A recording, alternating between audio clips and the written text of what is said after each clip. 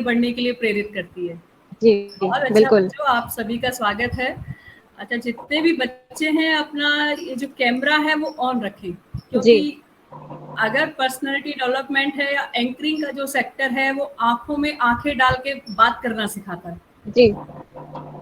तो इसलिए आप सभी अपना कैमरा ऑन रखें, क्योंकि जब तक हम आंखों में आंख डाल के बात नहीं करेंगे तब तक कॉन्फिडेंस हमारे पास नहीं आएगा। Very good. Very Ankita, good. कहाँ घूम रहे हो बेटा? मैम ऋषिकेश कॉलेज के बच्चों के साथ। अकेले अकेले प्रोग्राम बना रहे हो। वेरी गुड बेटा।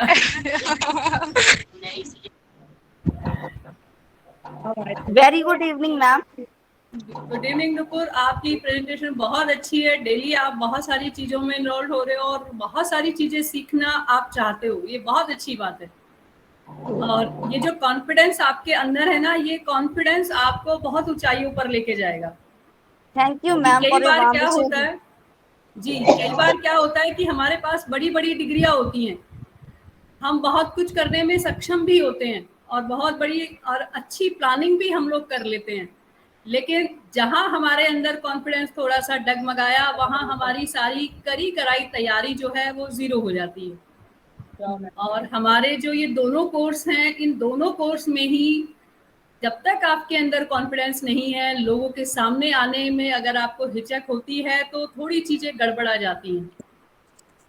क्योंकि अभी लगभग आप सब लोग पढ़ रहे हैं और जब हम लोग पढ़ाई करते हैं तो उस समय प्लानिंग करते हैं कि जो जो हमारा सेक्टर है उस सेक्टर में हमें जाना है, जॉब भी आप लोगों को करनी है, और कुछ ऐसे भी सेक्टर होते हैं जहां हम खुद का अपना बिजनेस करते हैं।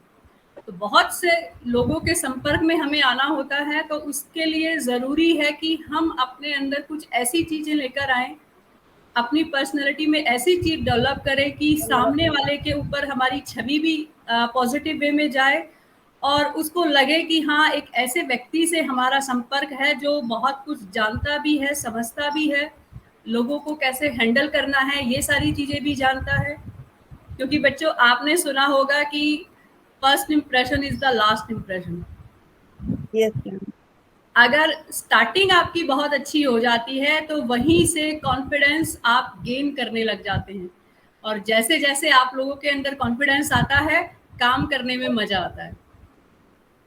और अगर कॉन्फिडेंस जरा सा भी लूज होता है तो हम क्या करते हैं, आंख चुराने लग जाते हैं, क्लास बंक करते हैं। अगर किसी से हमने कोई कमिटमेंट किया है वो पूरा नहीं हो पाता, क्योंकि एक अजीब सी फीलिंग होती है कि हम कर पाएंगे या नहीं कर पाएंगे।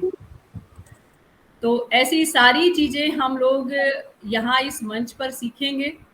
और मैं थोड़ा सा आपको बताना चाहूँगी कि जो संध्या जी आपकी क्लासें ले रही हैं, जब आप इन्हें देखेंगे तो उनको देखकर ही एक पॉजिटिव एनर्जी आप लोगों के अंदर आ जाती होगी।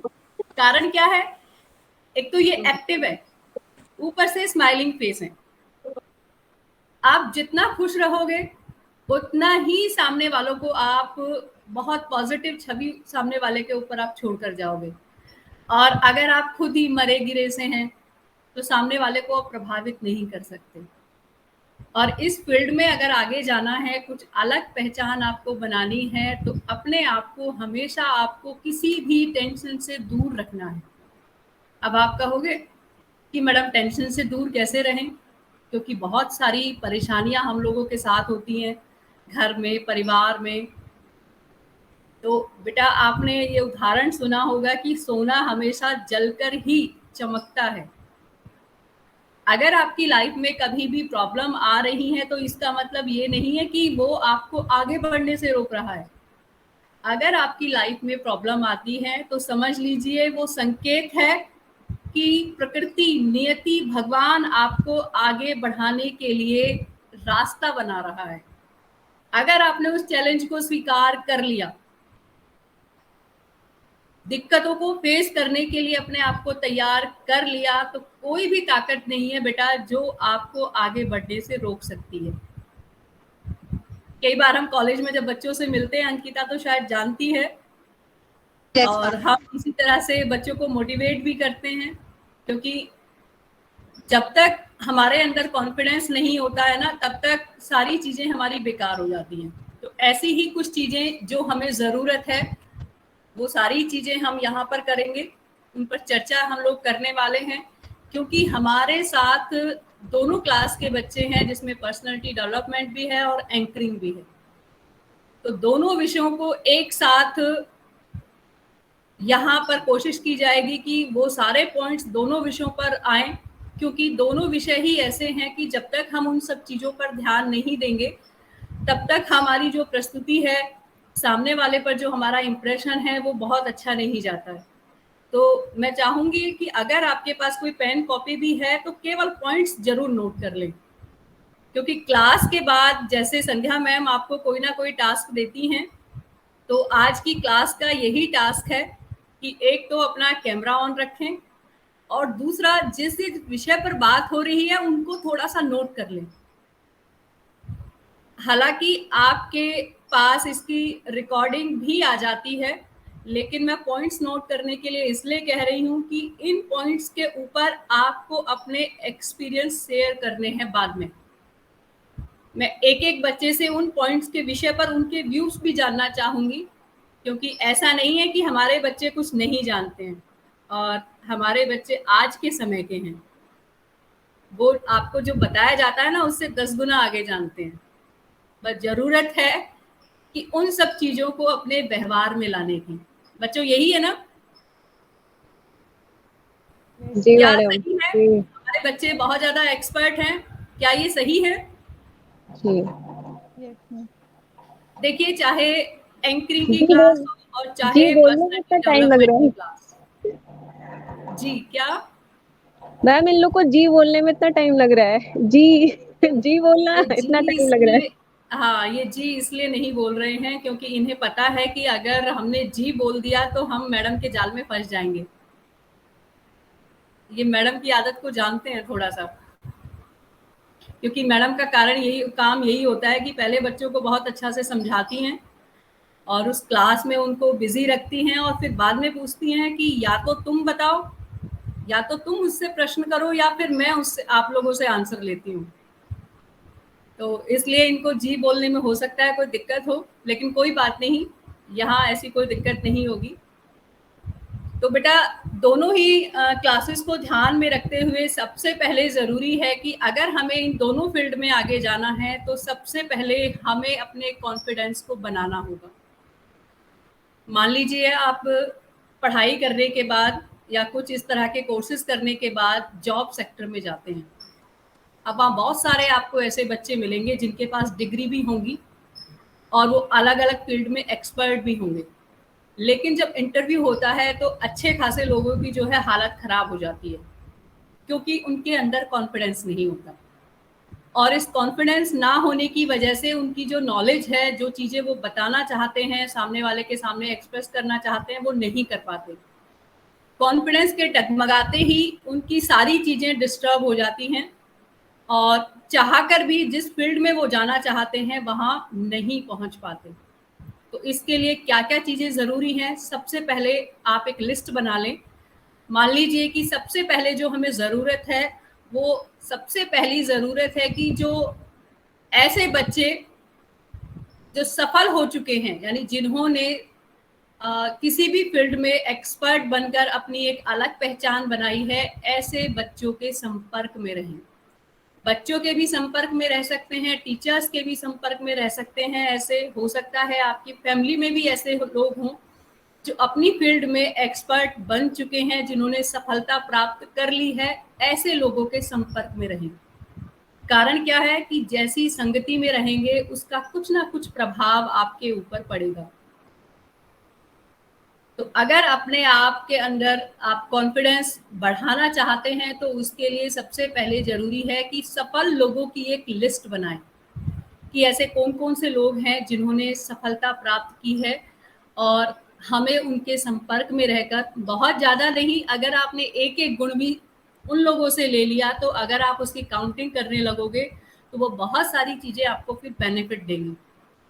दीपाली बेटा अपना कैमरा ऑन कीजिए। दूसरा जो बेटा पॉइंट्स है वो आपका है कि आपने पुरानी कोई भी अचीवमेंट की है। कई बार क्या होता है कि जब हम कुछ नया करना चाहते हैं तो मन में 2 तरह के विचार आते हैं कि हम अच्छा कर पाएंगे या नहीं कर पाएंगे। तो अगर आपके मन में हावी हो गया कि हम नहीं कर पाएंगे, हमसे गलती हो जाएगी और फिर लोग हमारे ऊपर हंसेंगे, तो जैसे इस तरह की अगर फीलिंग आपके मन में आ गई तो आप जो करना चाहते हैं नहीं कर पाएंगे। उसके लिए ज़रूरी है कि आपने पुराने समय में कोई भी अगर अच्छा काम किया है तो उसको याद करें, क्योंकि अचीवमेंट को जब आप याद करोगे आपके अंदर वैसी ही एनर्जी अपने आप आनी शुरू हो जाएगी, क्योंकि जैसा हम सोचते हैं वैसी ही जो वेव्स हैं वो हमारे आसपास घूमने लग जाती हैं। अगर हम सोचते हैं कि हमें आगे बढ़ना है तो ऐसे ही लोगों के संपर्क में आना शुरू हो जाते हैं, और अगर हमें डर लगता है तो हम हर एक से आंख मिलाना बंद कर देते हैं। तो जो सबसे बड़ी ज़रूरत है दूसरी वो ये है कि आपने कोई भी पुरानी चाहे छोटी अचीवमेंट है, नया काम करने से पहले उस पुरानी अचीवमेंट को याद करो, कैसे आपने स्ट्रगल किया था और जब आप उसमें सक्सेस हो गए, आपको उसमें सफलता मिल गई, तो फिर कैसा माहौल रहा था। तो वो जो सारी चीज़ें हैं, वो जो सारी यादें हैं, जब आप उन्हें याद करोगे अपने दिमाग में तो वो आपको आगे बढ़ने के लिए प्रेरित करेंगे। क्योंकि अगर मंच पर भी खड़ा होना है ना, तो मंच पर खड़े होने के लिए खुद के अंदर कॉन्फिडेंस की ज़रूरत है, और कॉन्फिडेंस तभी आएगा जब अपनी ही खूबियों को आप पहचानेंगे। जब तक खूबियों के बारे में नहीं सोचेंगे तब तक आप दूसरों से आंख नहीं मिला सकते। तीसरा जो पॉइंट है वो ज़रूरी है कि आप महसूस करें कि आपके अंदर पॉजिटिव एनर्जी है। आप ये निश्चय कर लें कि आपको ये काम करना है, आप ये काम कर सकते हैं, और एक आप ही हैं जो ये काम कर सकते हैं। क्योंकि एक कहावत है, मन के हारे हार है, मन के जीते जीत। अगर आपने ठान लिया कि ये मुझे करना है और मैं ही कर सकती हूँ और मेरे से अच्छा कोई दूसरा नहीं कर सकता, तो आप उसमें जरूर सक्सेस होंगे। तो इसलिए क्या है कि आपको ये महसूस करना ज़रूरी है, ये सोचना ज़रूरी है कि आप ये कर सकते हैं। तो जैसे ही आप ये सोचना शुरू करेंगे तो क्या होगा कि आप उसी तरह की प्लानिंग करना शुरू कर देंगे, उसी तरह के लोगों के संपर्क में आना शुरू करेंगे, और कुछ ऐसा ढूंढना शुरू कर देंगे कि लोग, किसी ने वो चीज़ें देखी ना हो, किसी ने वो चीज़ें सुनी ना हो। आपकी जो प्लानिंग होगी नॉर्मल लोगों से बिल्कुल अलग होगी, क्योंकि आपके अंदर अब जुनून आ चुका है कि मुझे ये करके दिखाना है, और क्योंकि मैं सबसे स्पेशल हूँ, सबसे अलग हूँ, और मैंने अगर ठान लिया है, जो कमिटमेंट किया है, मैं इसे कर सकता हूँ या कर सकती हूँ, तो आप फिर बड़ी से बड़ी सफलता भी पा सकते हैं। चौथा पॉइंट है जो आपका बहुत ही ज़रूरी है, जो हमें आगे बढ़ने से भी कई बार रोक देता है, वो डर है हमारे मन का कि कहीं मुझसे कोई गलती ना हो जाए। मान लीजिए आप बिजनेस सेक्टर में जाते हैं, वहाँ भी आपके मन में आएगा कि मैं इस बिजनेस को करूँ या ना करूँ। मान लीजिए आप एंकरिंग सेक्टर में आते हैं तो आपके मन में आएगा कि इतनी भीड़ है और इतनी भीड़ के सामने मुझे बोलना है, अगर मुझसे कोई गलती हो गई, किसी शब्द का उच्चारण मैंने गलत कर दिया, किसी अतिथि को बुलाते समय मुझसे कोई मिस्टेक हो गई, लोग क्या कहेंगे, मुझ पर हंसेंगे। तो जहाँ ऐसे अगर विचार आपके मन में आते हैं तो उस समय ये सोच लें कि गलतियां कौन करता है, जो काम करता है।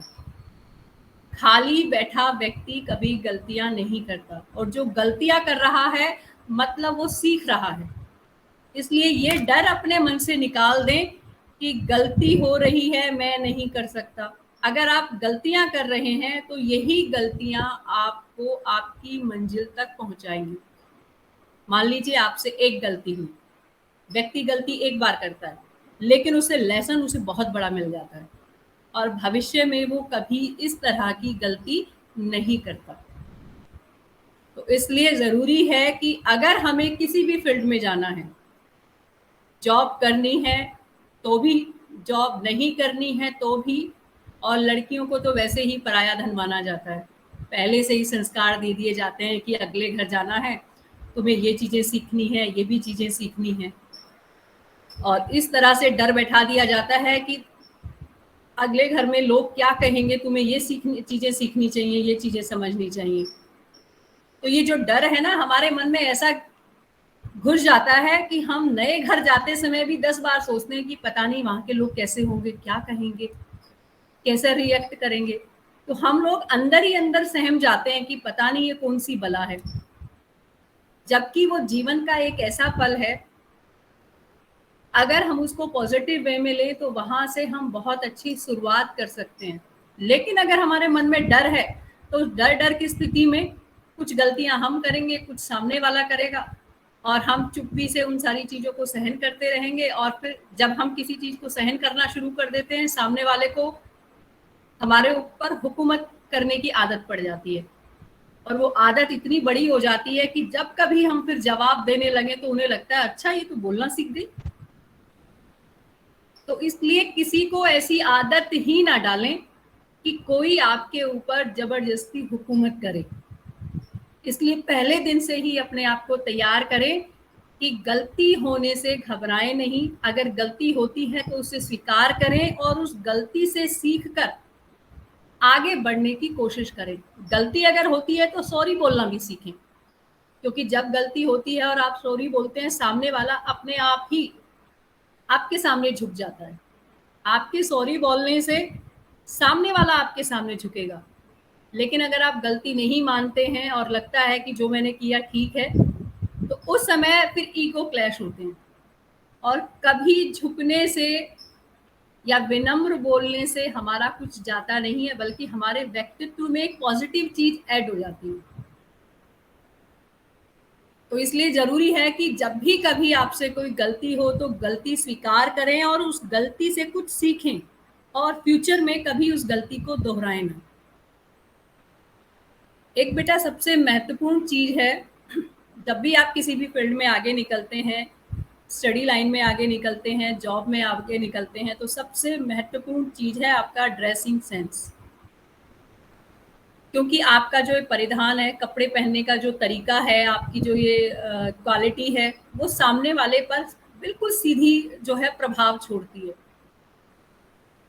मान लीजिए आप कॉलेज में हैं, व्यवस्थित तरीके से जाते हैं, बहुत अच्छे तरीके से आप तैयार होते हैं, अच्छी ड्रेसेस डालते हैं, तो उस अच्छी ड्रेस का आपके मन के ऊपर भी प्रभाव होता है। व्यवस्थित ड्रेस का आपके मन के ऊपर भी प्रभाव होता है। कभी भी ऐसी ड्रेस ना पहने जिसमें आप अनकंफर्टेबल हो। दूसरों को खुश करने की कोशिश ना करें, पहले खुद को खुश रखें। क्योंकि अगर आप खुद को खुश रखेंगे तो सामने वाला आपके ऊपर कभी भी जो है हावी नहीं हो सकता। और एंकरिंग सेक्टर में तो ड्रेस का बहुत बड़ा प्रभाव होता है। मान लीजिए आप मंच पर जाते हैं, स्टेज पर जाते हैं, और आपकी ड्रेस को देखते ही जो वहाँ के सामने वाले लोग बैठे हुए हैं, वो आपकी ड्रेस को देखते ही ये अंदाजा लगा लेते हैं कि ये जो कार्यक्रम है किस तरह का होगा। इसलिए किसी भी फील्ड में जाओ, किसी भी मान लीजिए किसी भी ओकेजन में आप जा रहे हैं, तो अपनी ड्रेस का विशेष ध्यान रखें, क्योंकि आपकी ड्रेस ही आपकी छवि को निर्धारित करती है। तो दूसरों को अच्छा लगाने के चक्कर में अपने आप को अव्यवस्थित ना करें। आप खुश तो सब खुश। आप ये ना सोचें कि सामने वाले को ये चीजें बेकार लगेंगी, वो क्या कहेगा, वो क्या बोलेगा। हमें ऐसी चीजें बिल्कुल नहीं करनी है। अगला जो महत्वपूर्ण पॉइंट है, अगर हमें अपनी पर्सनैलिटी को डेवलप करना है, हमें लोगों पर अपनी छाप छोड़नी है, तो जितने भी अभी पॉइंट्स हमने बताए हैं, इनके साथ साथ एक महत्वपूर्ण जो पॉइंट्स है हमारे पास, वो है जरूरतमंदों की मदद करना। आप अच्छे पढ़े लिखे हैं, अच्छे से सभी से व्यवहार करते हैं, आपको बहुत ज़्यादा नॉलेज है, सारी परिस्थितियों को आप हैंडल करना जानते हैं, लेकिन दूसरों की मदद कौन करता है? जिसके पास बहुत कुछ होता है। हम दूसरों को तभी कुछ दे पाएंगे जब हमारे पास कुछ है। तो अगर हमारी ऐसी प्रवृत्ति है कि हम जो काम कर रहे हैं वो करें, लेकिन ज़रूरत पड़ने पर दूसरों की मदद भी करें। क्योंकि मदद किससे मांगी जाती है? व्यक्ति किससे मदद लेने की कोशिश करता है? जब सामने वाले को ये होता है कि ये कर सकता है। और अगर वो आपसे मदद की कामना कर रहा है, इसका मतलब उसकी नज़रों में आप हीरो हैं। तो उस समय आप अगर संभव हो सके उसकी मदद करें, और वो मदद किसी भी तरह की हो सकती है। सबसे बड़ी मदद तो बच्चियों की जो सबसे बड़ी मदद है वो, हालांकि आज के पेरेंट्स बहुत ज़्यादा स्मार्ट हैं और बच्चों को हर चीज़ में इन्वॉल्व भी नहीं करते हैं, लेकिन सबसे बड़ी मदद तो आप मम्मियों की कर सकते हैं, क्योंकि उनका बोलना और हल्का सा आपके छोटा सा काम भी उनके लिए बहुत बड़ी चीज़ होती है। उनको लगता है कि हमारे बच्चे जो हैं हमारी चीज़ों को सीख रहे हैं, या फिर हम बाहर वाले सेक्टर में अगर किसी की मदद करते हैं तो वो हमेशा आपके सामने कृतज्ञ होगा, हमेशा आपको ये समझेगा कि हाँ, इसने मुसीबत में मेरी मदद की है। तो इसलिए बहुत ज़्यादा नहीं, जितना संभव हो सके वहाँ लोगों की मदद करें। वो मदद किसी की मुसीबत के समय उसकी हेल्प करना भी हो सकता है। कोई ऐसा भी हो सकता है कि वो व्यक्ति आपके जीवन से संबंधित ही नहीं है, लेकिन उसे कहीं कोई ज़रूरत पड़ती है तो वहाँ आप उसकी मदद कर सकते हैं। विचारों के आदान प्रदान में आप मदद कर सकते हैं। ड्रेसिंग सेंस को डेवलप करने में आप मदद कर सकते हैं। और एंकरिंग सेक्टर में भी बहुत सारे लोग ऐसे होते हैं कि जहाँ एक दूसरे से मोटिवेट होने की भी ज़रूरत है। तो इसलिए जहाँ कोई आपसे अगर मदद मांगता है तो उसकी मदद ज़रूर करें, क्योंकि मदद करने से आपका जो आत्मविश्वास है वो बढ़ता है। आपको लगता है कि हाँ, मेरे अंदर ये खूबी है, इसीलिए मुझसे मदद मांगी जा रही है। तो ये सारी चीज़ें आपको जीवन में अपनानी है। अगला जो महत्वपूर्ण पॉइंट है वो मैं आपको बताना चाहूँगी कि जिस भी चीज़ से आपको डर लगता है, हम लाइफ में आगे क्यों नहीं बढ़ पाते? हमें लगता है कि ये चीज़ें नहीं होंगी, हम नहीं कर पाएंगे, वहाँ गए तो क्या होगा, उसने बोल दिया तो क्या होगा, या ये इतना सारा काम है, अगर मुझे ये असाइनमेंट मिला और मैं नहीं कर पाई तो मेरे दोस्त मुझ पर हंसेंगे, परिवार वाले मुझ पर हंसेंगे। तो ऐसी चीज़ों को सोचना बिल्कुल छोड़ दें। यानी जिस भी चीज़ से आपको डर लगता है उस चीज़ से आपको भागना नहीं है, उस डर को फेस करना है। और आप ये तय कर सकते हैं कि ऐसे कौन कौन से काम हैं जिनसे आपको डर लगता है। आप उनकी एक लिस्ट बनाइए। ऐसा नहीं है कि बिल्कुल एक ही दिन में आप सब में एक्सपर्ट हो जाएंगे। आप एक लिस्ट बना सकते हैं। 1 महीने में कोशिश कीजिए कि आपके जो डर हैं उनमें से 1 या 2 डर, उनके ऊपर आप इस तरह से काम करें कि आगे फ्यूचर में उन पर आपको डर ही ना लगे। क्योंकि जिन चीज़ों से हमें डर लगता है, अगर हम उन्हें फेस करना सीख जाएं तो वो हमारे लिए बहुत बड़ी शिक्षा है। तो इसलिए हमें जिन चीज़ों से डर लगता है उनसे हमें नहीं भागना है, बल्कि उनको हमें फेस करना है। और एक और महत्वपूर्ण बात है, कई बार क्या सोचते हैं हम कि वो मुझसे अच्छा है, उसकी ड्रेस मुझसे अच्छी है, उसके बात करने का तरीका मुझसे अच्छा है, मैं उसके सामने नहीं आ सकता या आ सकती। इस वजह से भी जो हमारा कॉन्फिडेंस है वो लूज हो जाता है। इसलिए ज़रूरी है कि अपनी तुलना किसी दूसरे व्यक्ति से ना करें, क्योंकि भगवान ने हर व्यक्ति को एक अलग क्वालिटी दी है। हो सकता है एक बच्चा पढ़ने में बहुत अच्छा है, हो सकता है एक बच्चे की आवाज़ बहुत अच्छी है, हो सकता है एक बच्चा डांस बहुत अच्छा कर सकता है, हो सकता है कि एक बच्चा जो है उसका व्यवहार इतना अच्छा है कि वो उसके मार्क्स ज़्यादा नहीं आते हैं लेकिन चीज़ों को बहुत अच्छे से व्यवस्थित कर सकता है। इसलिए आप जो भी हैं, आप उसको स्वीकार करें और अपने आप को सबसे महत्वपूर्ण माने, क्योंकि जिस दिन आपने अपने आप को कमज़ोर मान लिया, आप कुछ नहीं कर पाओगे। आपको बस यही सोच के चलना है कि अगर मैं किसी फील्ड में जाती हूँ या मैं किसी फील्ड में जाता हूँ, तो उसके लिए मुझे जो है किसी पर डिपेंड नहीं होना है, मुझे किसी की नकल करने की ज़रूरत नहीं है। आपके अंदर जो अच्छी चीज़ें हैं उनको विकसित करना है, क्योंकि जिस दिन आप नकल करने लग जाओगे उस दिन आप आपके अंदर की जो अपनी खूबियां हैं उन सारी खूबियों को भी आप जो है अच्छे से विकसित नहीं कर पाओगे। इसलिए ज़रूरी है कि जो आपके पास है उसमें अच्छे से आप उन सब चीज़ों को आगे लेकर आएं। दूसरों की तुलना करोगे तो हम कभी भी नहीं बढ़ सकते, क्योंकि अगर तुलना करने की प्रवृत्ति आ जाती है तो फिर हम एक व्यक्ति से नहीं, हर व्यक्ति से तुलना करने की कोशिश करते हैं। तो इसलिए कभी भी किसी से अपनी तुलना मत करो, क्योंकि तुलना करने के चक्कर में जो आप अच्छा कर सकते थे, आपका ध्यान वहां से बिल्कुल अलग हो जाता है। इसलिए जरूरी है कि अगर आपको आगे बढ़ना है तो आपको किसी के पीछे नहीं चलना है, किसी की आपको नकल नहीं करनी है। तो इन सब चीजों का ध्यान रखना बहुत जरूरी है अगर हमें सक्सेस होना है। एक महत्वपूर्ण पॉइंट और है कि अगर हम अपने हाथ में कोई भी काम लेते हैं, अगर कोई भी कमिटमेंट करते हैं, तो उस कमिटमेंट को, उस काम को हम समय से पूरा करें, क्योंकि बेटा लाइफ में मौके बार बार नहीं मिलते। खुद को साबित करने के लिए मौके हमें 2, 3 या 4 ही मिलते हैं, और वो 2, 3, 4 मौके ही ऐसे हैं जिसमें आपकी जो जीवन की जो सफलता है वो छिपी हुई होती है।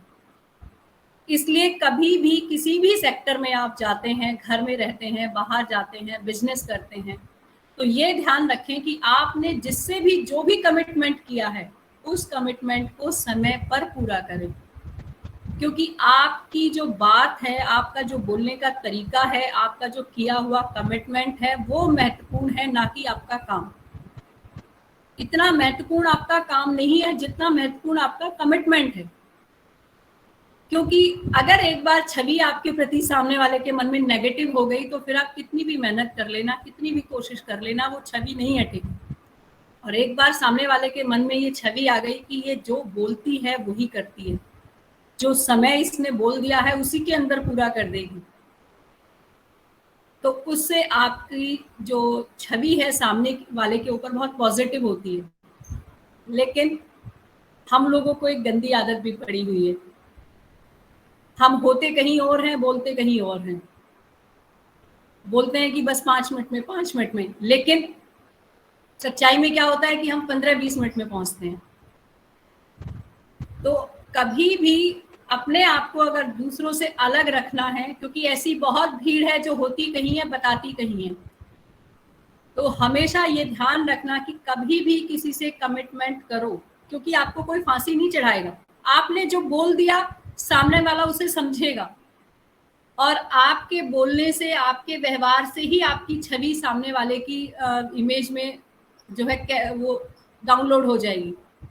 तो कोशिश करो कि कभी भी कोई कमिटमेंट करो, कहीं आने में, कहीं जाने में, काम में, तो 5 या 10 मिनट एक्स्ट्रा ही बताओ।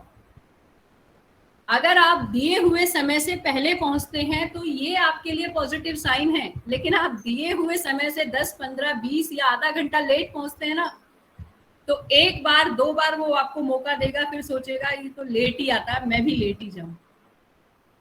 उस समय आपको नुकसान हो सकता है। तो ये बहुत सारी चीजें ऐसी हैं कि अगर हम इन सारी चीजों को अपनाएं तो पर्सनैलिटी भी आपकी डेवलप होगी, और एंकरिंग सेक्टर में भी ये सारे पॉइंट्स हमें फॉलो करने जरूरी हैं, क्योंकि एंकरिंग करने वाला व्यक्ति जब मंच पर खड़ा होता है, जब तक वो सामने वाले से आंखों में आंखें मिला के बात नहीं करता है, तब तक वो कार्यक्रम को अच्छे तरीके से नहीं चला सकता। क्योंकि ज्यादातर क्या होता है कि जैसे ही हम किसी से आंखों से आंख मिलाकर बात करते हैं तो हमारे मन में आता है कि ये क्या सोच रहा होगा, ये क्या इस समय हमसे चाह रहा होगा। कई बार कोई हंस भी पड़ता है तो उस समय हम डगमगा जाते हैं।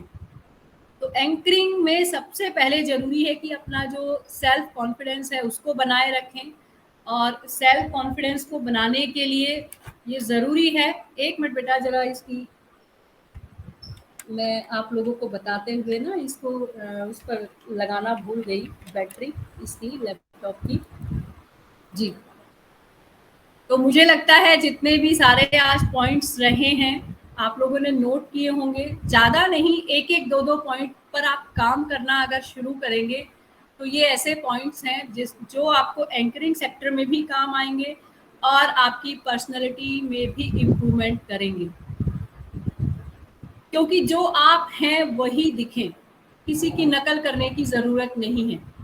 आप भगवान की बनाई हुई एक ऐसी सृष्टि हैं जिसकी कोई कॉपी नहीं कर सकता। जब उसकी कॉपी नहीं हो सकती तो आप कॉपी क्यों करते हैं? आप जैसे भी हैं बहुत अच्छे हैं और भगवान कोई काम बिना सोचे समझे नहीं करता है। ठीक है बच्चों, लगता है मैम मेरी क्लास का समय हो गया है। नहीं नहीं मैम, आप बोलिए। मैम मैं ये जानना चाहती थी कि जो बच्चों ने पॉडकास्ट एंकरिंग चूज किया है, मैं उनका पर्पस जानना चाहती थी कि वो इस फील्ड में क्यों आना चाहते हैं। आखिर में ऐसी कौन सी प्रेरणा है या कौन सी इंस्पिरेशन है, या वो किस चीज से ज्यादा प्रभावित हुए जो इनको इस फील्ड में आने के लिए प्रेरित करता है। तो मैं चाहूंगी कि वन बाय वन हर एक स्टूडेंट अपनी उस प्रेरणा के बारे में डिस्कस करे।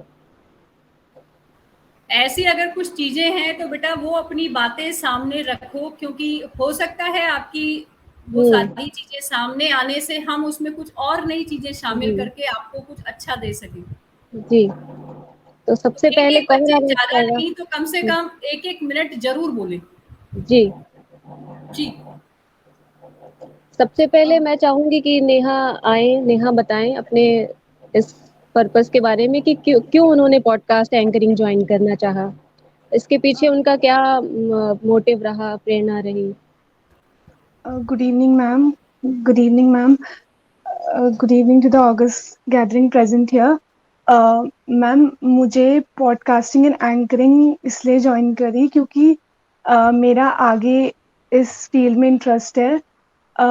मुझे एक सक्सेसफुल एंकर बनना है।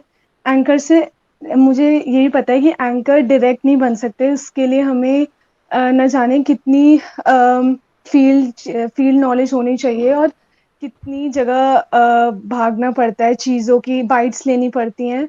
लेकिन उसी दौर से मतलब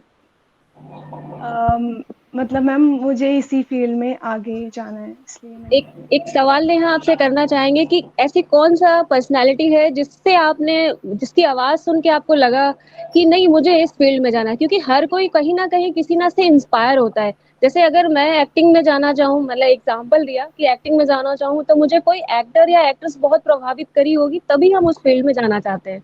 या हम अगर कोई नेता बनना चाहते हैं तो जरूर कोई ना कोई लीडर से हम बहुत प्रभावित होंगे जिससे हम उस फील्ड में जाना चाहेंगे। तो आपकी नजर में ऐसी कौन सी पर्सनालिटी है जो आपको इस तरफ खींचती है, जिसको सुनकर आप बड़े हुए आप चाहते हो कि अब मुझे बस यही जानना है, यही करना है। कुछ ना कुछ तो जरूर होगा ना कि जहाँ पे आपने सोचा होगा। बताइए आप इस बारे में मैम कुछ। मैम बचपन से मुझे टेलीविजन में जो लोग पर्सनालिटीज आते थे उनसे मैं काफी प्रभावित हुई थी। उसमें सबसे पहले अंजना कश्यप जो जी। आंटी हैं, जो काफी एक बहुत बेहतरीन एंकर है, उनसे मैं काफी प्रेरित हुई थी। उसके बाद एनडीटीवी मतलब ऐसा एक न्यूज चैनल है जो मुझे मतलब मैं हर वक्त सुनती हूँ न्यूज, अगर मुझे सुननी हो तो। और काफी जी। नॉलेजेबल भी है, तो उसमें अच्छा, काफी है जी जी। गार्गी रावत इससे। दूसरा सवाल ये है कि उस ऐसी क्या क्वालिटी क्या है उनमें, ऐसा क्या दिखा है। मतलब होता ना कि कैसे कोई बहुत अच्छा बोलता है, या उनके बोलने की स्पीड इतनी अच्छी होती है, या वो जिस तरह से एक्सप्रेस करते हैं, या वो बहुत ड्रामेटिक बोलते हैं, या उनका बहुत अच्छा स्ट्रक्चर बॉडी लैंग्वेज होता है। ऐसा कुछ होता है जो यूनिक होता है, आपको सबसे अलग रखता है। क्योंकि एंकरिंग तो बहुत सारे, पूरे दिन टीवी खोल के बैठ जाइए आप, पचासों एंकर आपकी सामने आंखों से गुजरते हैं। लेकिन ऐसा कौन सा एंकर है जो आपको बहुत प्रभावित करता है? आपने नाम एक पर्सन का लिया है, तो क्या वही एक पर्सन है जो जिनको सुना है आप, जिनको देखा है, मैम उसको जी इंस्पायर? टीवी के एक और एंकर है, उनका नाम मैं भूल रही हूँ। वो हर एक चीज को मतलब एक इतने अच्छे तरीके से विश्लेषित करते हैं, इतने अच्छे से उसको एक्सप्लेन करते हैं। जी तो जी जी। उनका उनका काफी, उनका नाम मैं भूल रही हूँ। वो बहुत अच्छे से एक्सप्लेन करते हैं, उनका बोलने का तरीका इतना अच्छा है और वो ऐसी भाषा का प्रयोग करते हैं जो हर एक व्यक्ति मतलब समझ जाए, ना ही वो कठिन हो। क्योंकि एंकरिंग में सबसे बड़ी चीज ये भी होती है, हमारी भाषा इतनी सरल और सहज होनी चाहिए जी जो बिल्कुल। हर व्यक्ति उसे समझे। आसानी ठीक से है, समझ थैंक सके, बिल्कुल। जी, थैंक यू नेहा। ऐसी कुछ बहुत सारी चीजें हैं, अब आप वन बाय वन सीखेंगे।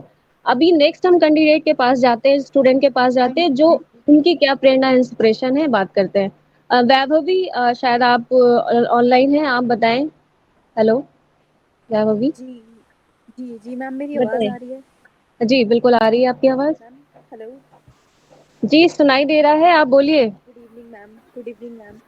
थोड़ा तेज बोलिए, कॉन्फिडेंस कहाँ है? खाना नहीं खाया है क्या आपने? मैम मैम दरअसल मेरे को आज सर्दी हो रखी है, तो खैर आवाज ऐसी मैम सही से भी निकल रही नहीं आपका है, मैम फास्ट जुकाम हो भी हो और रखा है। फास्ट की वजह से नहीं बोल पा रहे हो, ऐसा तो अरे नहीं है। मैम, ऐसे चैलेंजेस तो लाइफ में आते रहेंगे। अगर एंकरिंग करने मैम जाएंगे तो आपको नो धूप में नो मैम, जाना नो पड़ेगा, नो आपको नो सर्दियों में जाना जी पड़ेगा। जी। No no ma'am, ma'am no no, मैं भूखे नहीं रह सकती। आवाज निकालिए मैम, मैम बहुत तेज से चिल्लाते हैं एंकरिंग में। आपने देखा नहीं न्यूज मीडिया वाले कैसे चिल्ला चिल्ला के, नहीं कहीं भूकंप आ रहा हो तो बोलिए, शुरुआत करिए। मैम मैम एक बार आप अपना सवाल, मैम एक बार आप अपना सवाल। जी, मेरा सवाल ये है कि ऐसी कौन सी प्रेरणा है जो आपको पॉडकास्ट और एंकरिंग के लिए प्रेरित करती है? क्योंकि कहीं ना कोई प्रेरणा जरूर होती है जो हमें इस तरह से आगे बढ़ाती है। तो आपकी ऐसी कौन सी पर्सनालिटी है इस फील्ड में जिससे आप बहुत प्रभावित हुए हो? अगर मुझसे कोई कहे कि रेडियो सुनना मुझे बहुत पसंद है, तो हमसे कोई कहे क्यों पसंद है, तो मैं कहूंगी कि शायद जय जवान जय किसान, वहां पे नाटक आता है, धारावाहिक आता है, वो मुझे अच्छा लगता है। चित्रलेखा प्रोग्राम आता था रेडियो पे, जिसे सुन सुन के मैं बड़ी हुई हूँ। तो ऐसी कई प्रोग्राम आपने भी सुने होंगे जिससे आप बहुत इंस्पायर होगे कि आपको पॉडकास्टिंग एंकरिंग में जाना चाहिए। बताइए। मैम दरअसल मैम मैं बचपन से ही मैम रेडियो बहुत सुनती थी, ठीक है। और मैम मेरी फेवरेट एक्टर आरजे, ओ एक्टर बोले sorry ma'am, RJ RJ Shaima है, और एक रेड एफएम पे आते मैम सचिन, आरजे हम्म सचिन।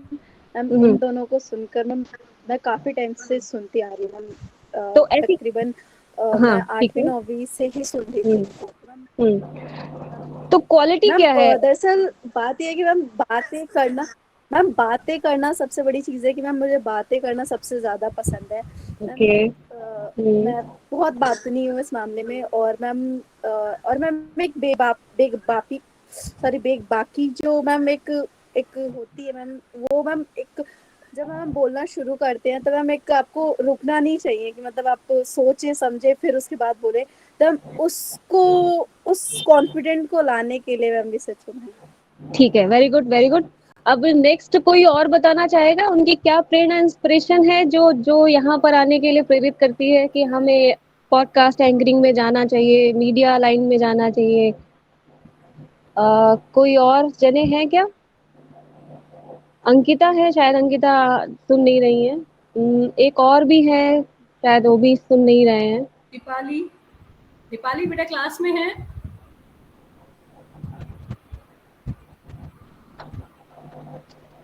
देखिए, मेरा मानना है कि जरूर कहीं ना कोई प्रेरणा जरूर है आप लोगों के पीछे जिससे आप इस फील्ड में आए हो। और मैंने भी कई समय बहुत पहले शुरुआत करी थी पॉडकास्ट एंकरिंग के लिए, सोचा था कि मैं आरजे की ट्रेनिंग लूं और आगे बढ़ूं। तो वहां पे मैंने कुछ अनुभव शेयर किए हैं, मतलब अनुभव फील महसूस किया है और मैंने सीखा है। शायद हफ्ते और महीने की क्लास थी, तो उसी में एक टिप्स मैं आपके लिए निकाल के लाई हूँ। आज पहले दिन आपको एक टिप्स देने जा रही हूँ, और आप जो भी लोग हैं वो बहुत भाग्यशाली हैं कि वो उस टिप्स को सुनेंगे और उसे आज के बाद से इम्प्लीमेंट करेंगे, अगर वो सीरियस हैं पॉडकास्ट और एंकरिंग को लेकर। तो क्योंकि ये टिप्स जो है बहुत ही महत्वपूर्ण है और बहुत ही सही सधे हुए लोगों को ही मिल पाती है। शायद अपना गुरु मंत्र कोई नहीं बताता है, मुझे जरूर मिला था लेकिन मैंने उसको आगे नहीं बढ़ाया। समहाउ स्थितियां परिस्थितियां आती हैं सबके साथ। तो आपके लिए भाग्यशाली दौर है कि आप हमसे सुन रहे हैं। सबसे पहले, अगर आप सीरियस हैं इस फील्ड को लेकर, आप न्यूज और एंकरिंग में जाना चाहते हैं, तो सबसे पहला बेस ये होता है आपकी आवाज। सबसे पहला जो वर्ड है, शब्द जो आप अपने मुंह से निकालते हैं, यानी कि गले गले का इस्तेमाल ज्यादा करते हैं हम जब बोलते हैं। तो गला आपका साफ हो, आपके शब्द पूरे साफ हो और वजन हो उस शब्द में। जब आप इको करते हो साउंड रिकॉर्डिंग में, जब साउंड में बोलते हो, तो आपकी आवाज में जब बेस होता है, तो वो जब छन कर जाता है किसी सुनने वाले के पास, श्रोता के पास, तो वो बहुत अच्छा महसूस होना चाहिए। आप सभी लोग जो रेडियो पे सुनते हैं लोगों को, तो कहीं ना कहीं उनकी आवाज ही होती है जो हमें अट्रैक्ट करती है। तो अगर आप एंकरिंग में जा रहे हो, चाहे वो स्टेज पे एंकरिंग कर रहे हो, चाहे वो आप रेडियो पे हो, चाहे आकाशवाणी में हो, चाहे दूरदर्शन में हो, किसी भी जगह पर हो, अगर आप आवाज का इस्तेमाल कर रहे हो, तो यानी कि सबसे प्राइम बेसिक चीज है आपकी आवाज।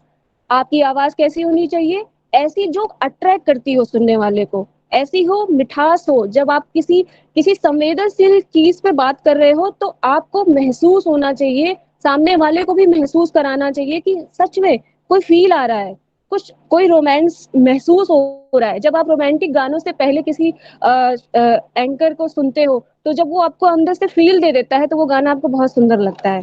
तो टिप्स ये है कि एक घड़ा लीजिए, मिट्टी का घड़ा होता है, और उस घड़े में मुंह डालकर बोलना शुरू करिए। आप जितना ज्यादा अच्छा बोल सकते हो, जितना भी बोलना आपका मन करता है पूरे दिन में, जितना बोलना चाहते हो। नहीं, कुछ लोग बहुत बड़ बड़ बड़ बड़ बड़ करते हैं, घर में कोई सुनने वाला ही नहीं होता। तो आपको क्या करना है, उस घड़े में मुंह डालकर सुबह, सबसे पहले सुबह उठना है। और सबसे पहला काम देखिए, वैसे अगर आपको संगीत का अगर शौक है, सिंगिंग करना चाहते हैं, तो उसके लिए भी ये है कि इस घड़े के अंदर मुंह करके आपको बोलना है और जो मन आए वो बोलिए। गाना गाना है, गाना गाइए। आपको जो लाइनें बोलनी, पर आपको खुल के बोलना है, मतलब मुंह खोल कर बोलना है, बड़ा सा मुंह कर करके बोलना है। और आप 1 महीने ये प्रैक्टिस करो और उसके बाद अपनी आवाज चेक करना, जाके रेडियो साउंड्स पे कहीं बोलना, स्पीकर पे कहीं बोलना, तो आप इतना धीरे से बोलोगे और उतना ज्यादा सुनाई देगा। यानी आपकी आवाज इको करने लगेगी, आपका बेस बढ़ेगा। जब बेस बढ़ता है ना तो आपको चिल्लाना नहीं पड़ता है। जैसे अमिताभ बच्चन की आवाज सुनिए, एक बोलते हैं, उनकी आवाज इतनी होकर साउंड पे कैसे सुनाई देती है।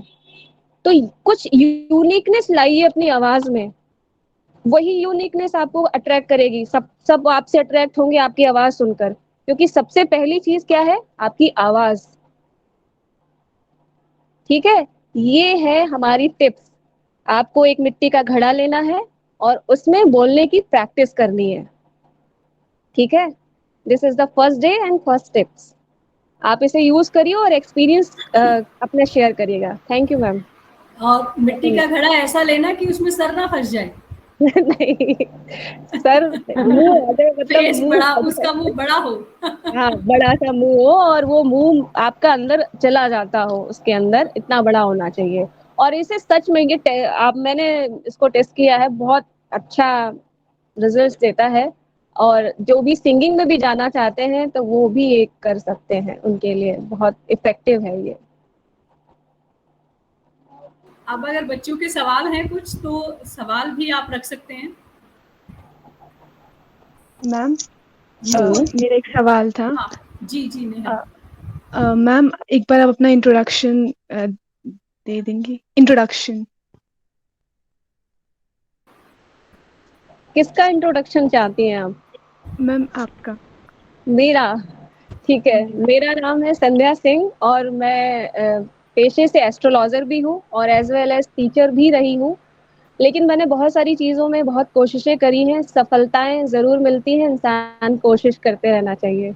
तो आप सबके सहयोग से मैं ज़रूर किसी ना किसी जगह पे दिखाई दूंगी। कॉन्फिडेंस। बिल्कुल। Thank you ma'am. नेहा, मुझसे तो परिचित हो आप। यस मैम, आपको तो परिचित है। जी जी। हाँ, नुपुर कोई संगीता प्रश्न मैम पूछ रही थी।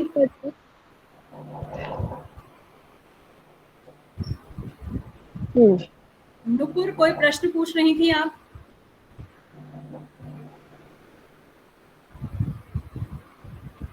माइक ऑन कीजिए नुपुर।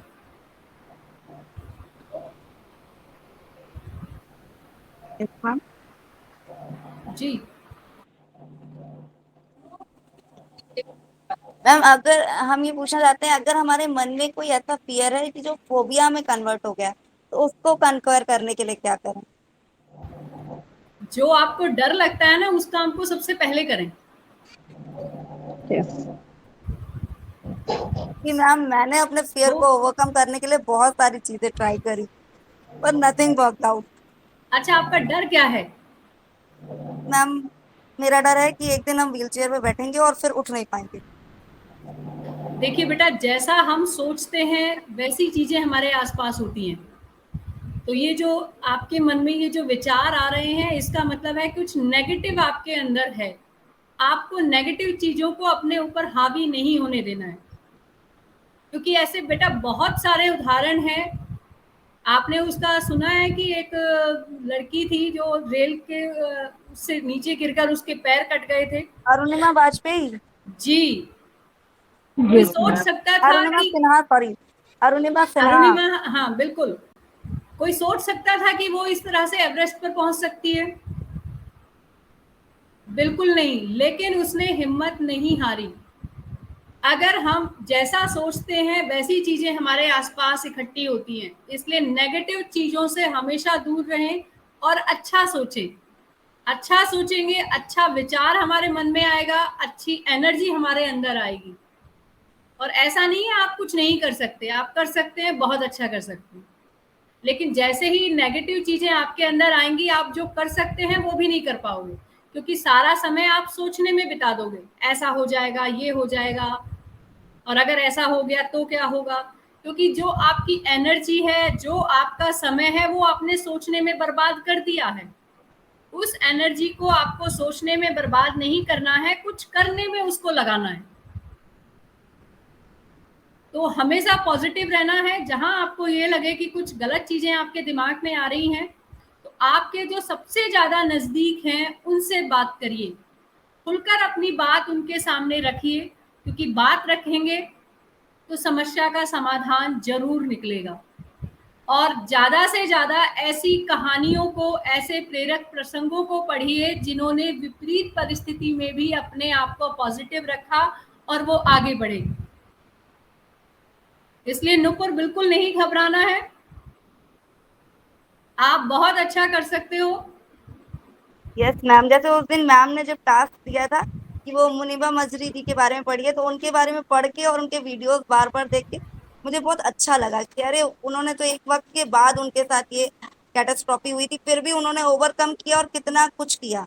जी बेटी जी, आप ये सोच लीजिए, मैं एक छोटा सा उदाहरण आपको दूंगी। कितने सारे बच्चे हैं, हर एक बच्चे को इस तरह की मोटिवेशन चीजें सुनने का, ऐसे मंच पर आने का मौका नहीं मिलता। आपको अगर ऐसे मंच पर आने का मौका मिला है, तो मतलब ये बिल्कुल सीधा सीधा है कि भगवान आपको प्रेरित करना चाहते हैं, आपको कुछ सीखने का वो मौका दे रहे हैं। तो इसका मतलब भगवान आपके आसपास हैं और वो आपको कुछ नया सिखाना चाहते हैं, इसीलिए किसी भी मंच पर उन्होंने आपको खड़ा कर दिया, क्योंकि उसकी मर्जी के बिना पत्ता नहीं हिलता। ऐसे बहुत से लोग हैं जहां जिन लोगों के पास ये सारी जो हम लोगों ने जो प्रोग्राम शुरू किया था, बहुत से लोगों के पास लिंक गया, लेकिन सब क्यों नहीं कर पाए? क्योंकि सफलता सबके हिस्से में नहीं होती है। सफलता केवल उन्हीं के हिस्से में होती है जिनके अंदर ललक होती है, कुछ सीखने की इच्छा होती है। इसलिए नुपुर, आपको बिल्कुल भी परेशान नहीं होना है, आप बहुत अच्छे ट्रैक पर हैं और खासकर संध्या जी के साथ हैं, तो मुझे लगता है कि बहुत कुछ आप लोगों को उनसे सीखने के लिए मिलेगा। जी yes ma'am, thanks for your valuable advice. और भी अगर दीपाली क्लास में है बेटा, अंकिता, इसका मतलब ये लोग, हाँ बेटा, आप भी कुछ पूछना चाहेंगे? जी ठीक है, संध्या जी आप देखिए।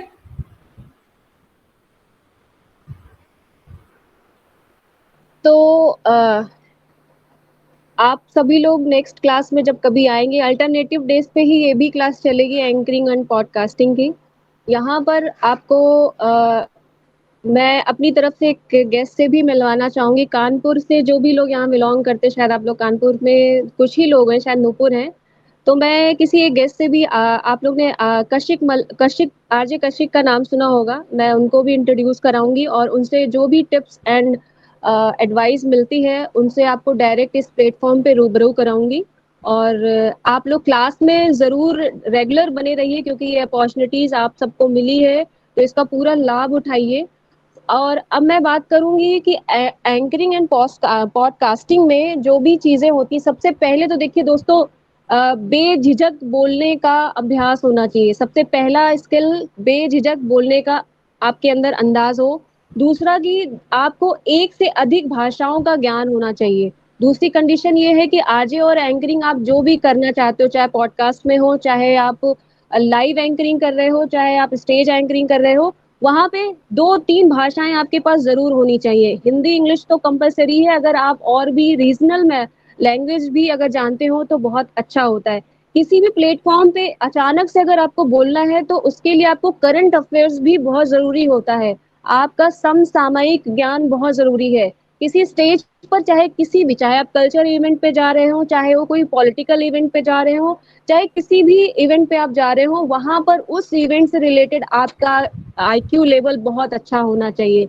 यानी कि 3 चीज़ें आपको जो मैंने बताई, पहला बेझिझक अंदाज बोलने का, दूसरा भाषाओं का ज्ञान होना चाहिए, एक से अधिक भाषाओं का ज्ञान होना चाहिए, तीसरा आपको करंट अफेयर्स बहुत अच्छा होना चाहिए, तीसरा ये है कि आपकी प्रेजेंटेबल पर्सनालिटी होनी चाहिए। आप अपने आप को कैसे प्रेजेंट करते हैं लोगों की नज़र में, लोगों के सामने, ये बहुत महत्वपूर्ण है। चाहे ये प्लेटफॉर्म आप यूज कर रहे हैं, यहाँ पे आपका प्रेजेंटेबल कैसा है ये हमें भी दिख रहा है और आपके साथ साथ बाकी और स्टूडेंट्स को भी दिख रहा है। तो आपका प्रेजेंटेबल बहुत अच्छा होना चाहिए। सबसे दूसरा, उसके बाद आता है topic self confidence. Self confidence दोस्तों क्या है? एक जरा सी चीज है जो अगर आपके अंदर नहीं है तो आप कितने भी अच्छे दिखते हो, कितना अच्छा बोलते हो, अगर आपके अंदर कॉन्फिडेंस नहीं है तो शायद आपके पास भाषण की इतनी लंबी लिस्ट हो, इतना इतना बड़ा स्क्रिप्ट हो, लेकिन आप उसे बोलने का अंदाज नहीं जानते, ये एक नेगेटिव करेगा। दूसरा ये है कि जब भी आप कहीं बोलने जाओ तो आपके पास स्क्रिप्ट होनी चाहिए। स्क्रिप्ट चाहे आप खुद बना लीजिए या आपको वहां पर बनी हुई मिलती है। तो आपको सबसे पहले स्टेज पे जाने से पहले, चाहे आप रेडियो पॉडकास्टिंग करते हो, चाहे एंकरिंग कर रहे हो, आपकी स्क्रिप्ट, आपको पूरी स्क्रिप्ट की पूरी नॉलेज होनी चाहिए। ये कुछ 5-6 चीजें हैं जो आपको ध्यान में रखनी होती है। और सबसे पहली बात ये कि जब भी आप किसी एंकरिंग में जाते हो, स्टेज एंकरिंग की बात कर रही हूँ यहाँ पर, पॉडकास्ट की बात नहीं कर रही हूँ, तो स्टेज पे जाने से पहले वहां के जो भी लोग आ रहे हैं उनसे आपका मिक्सअप होना जरूरी है। बिफोर इवेंट आपको वहां पर होना चाहिए ताकि आपको वहां के सारे सिनेरियोस क्लियर हो कि कौन कब कहाँ किस फील्ड से आ रहा है। तो ये कुछ एक आध चीजें हैं जो कि आपको पॉइंट में नोटेड होनी चाहिए और आपको इस पे ही डेली वर्क करना चाहिए। मेरे हिसाब से ये कुछ महत्वपूर्ण लाइन है, बिंदुएं हैं जो आपको एंकरिंग के हिसाब से रोज इस पे काम करना चाहिए। तो आप, आई होप आप सब लोगों ने ये नोट किया होगा। ना नोट किया हो तो एक बारी फिर से मैं बोल रही हूँ, नोट कर सकते हैं आप लोग। पहला है बेझिझक बोलने का अंदाज, दूसरा है एक से अधिक भाषाओं का ज्ञान होना चाहिए, हिंदी इंग्लिश ये तो कंपलसरी हो गया है, एक रीजनल लैंग्वेज और आनी चाहिए आपको। तीसरा, समसामयिक मुद्दों पर आपका पकड़ होना चाहिए। अगर आप क्रिकेट की पिच पे भेज दिए जाओ तो आपको क्रिकेट की नॉलेज होनी चाहिए, बेसिक कॉन्सेप्ट पूरा थोड़ा थोड़ा सबका पता होना चाहिए। अगर आप किसी पॉलिटिक इवेंट पे जाते हो तो वहां पर आपको पता होना चाहिए कि किसकी सरकार है, कौन मुख्यमंत्री है, वहां पे कौन सा इवेंट होने जा रहा है, कौन कौन लोग आने वाले हैं और वो कौन सी फील्ड से बिलोंग करते हैं। तो करंट अफेयर्स आपका उस इवेंट से रिलेटेड तैयार होना चाहिए। उसके बाद आता है प्रेजेंटेबल पर्सनालिटी। अपनी पर्सनालिटी को हर तरह से अच्छा बनाइए, dress wise, hair wise, even आपका जो भी आउटर स्ट्रक्चर है वो बहुत अच्छा होना चाहिए। अपने आप को मेंटेन बनाइए अपना। दूसरा है सेल्फ कॉन्फिडेंस एंड तीसरा सबसे लास्ट में आता है दोस्तों स्क्रिप्ट राइटिंग। अपनी अपनी स्क्रिप्ट खुद लिखिए। आपको लिखी हुई मिलती है, अच्छी बात है, नहीं तो आप खुद से ही उस चीजों के बारे में पहले से ही अपना नरेशन तैयार रखिए।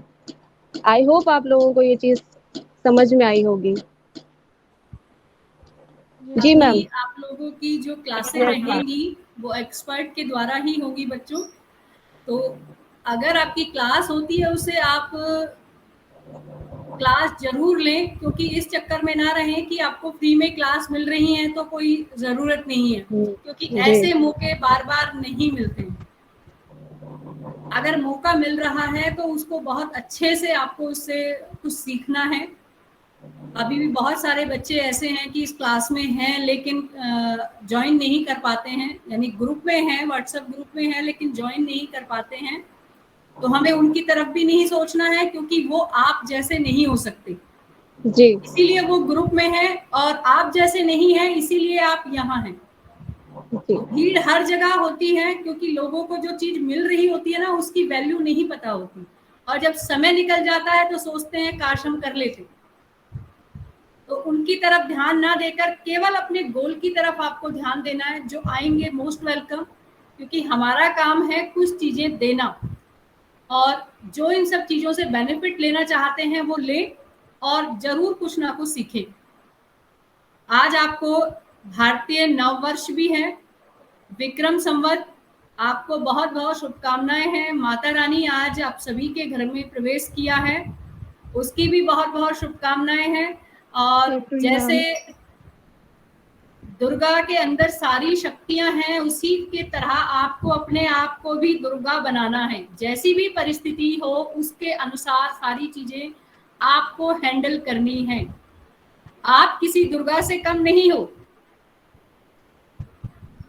तो हमेशा पॉजिटिव रहिए, कुछ ना कुछ सीखते रहिए, जहां कहीं भी मौका मिले उसको सीखें और आगे बढ़ें। बहुत बहुत धन्यवाद बच्चों। और मैडम आपको जो भी टास्क देंगी उनके साथ आप लोगों को बने रहना है। जी संध्या जी, आपकी क्लास आप ही को दी